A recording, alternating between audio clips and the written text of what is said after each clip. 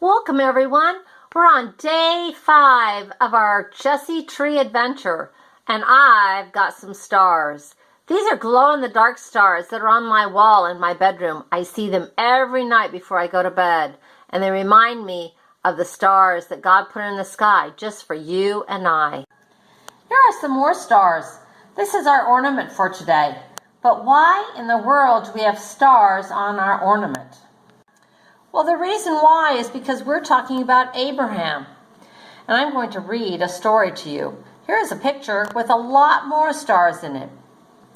Years passed and things didn't get any better. People were still just as cruel and mean to one another.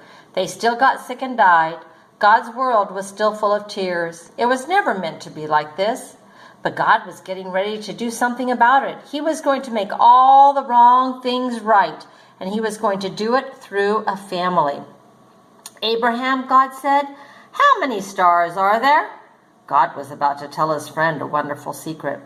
"Let me see," Abraham said, rolling up his sleeves. "But have you ever tried counting stars? Then you know how hard it is.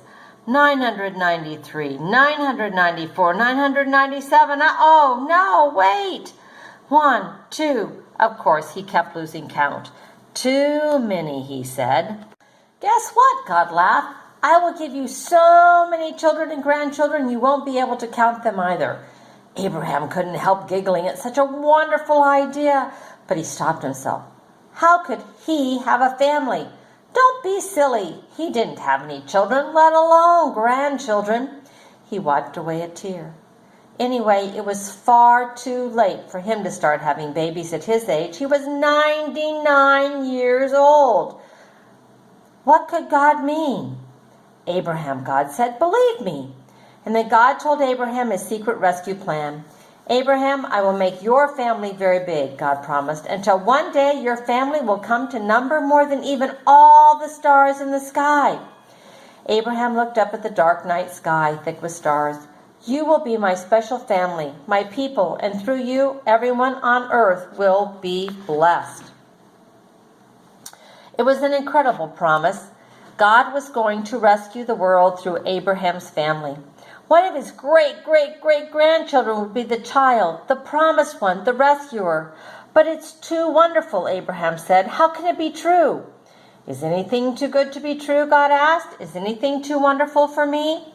So Abraham trusted what God said more than what his eyes could see, and he believed. Now, what about Abraham's wife, Sarah? She heard God's promise. She just laughed to herself, but it wasn't a happy laugh. It had to be, but it wasn't a happy laugh. It had tears in it. She'd always wanted a baby, and could her dream come true? Could she really have a baby when she was 90 years old? No, of course not. Don't be silly. It was far too late. Sarah didn't believe God could do what he promised. She had forgotten that when God says something, it's as good as done. Of course, it was as easy for God to give her a baby son as it was for him to make all the stars in the sky. Sure enough, 9 months later, just as God had promised, Sarah gave birth to a baby boy. They named him Isaac, which means son of laughter. And Sarah laughed, but this time it was a glorious, happy laugh. Her dream had come true.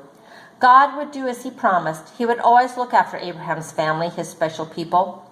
And one day, God would send another baby, a baby promised to a girl who didn't even have a husband. But this baby would bring laughter to the whole world. This baby would be everyone's dream come true. And we know that that baby was baby Jesus, who came at Christmas to save you and I. So go outside. Count the stars. Make some stars. They're kind of fun to make a picture of stars. And remember our apple from yesterday? It had a star in the middle of it. Take time to count the stars, to spend some time just waiting for Jesus. Spend some time talking to Jesus, for he came just for you. Let's say a prayer. Dear Jesus, we thank you for coming into the world for us, for bringing laughter, for bringing light, for bringing hope, and for saving us. Let that light of yours that comes from the many stars in the sky that God provided, and from the light that was given to Abraham and all your descendants. And all God's children said together, Amen. I forgot to tell you that in your little bag, most of you will have some glow-in-the-dark stars. In order to get the stars to glow, they have to be in the light for just a little bit. They do. So make sure that you turn your light on before you want to see the stars glow. You can just put some tape on the back or whatever you want to put them wherever you want them, or you can just lay them on your dresser maybe to remind you that God is always there for us, just like the stars in the sky. So enjoy your glow-in-the-dark stars. Have a great day. Bye.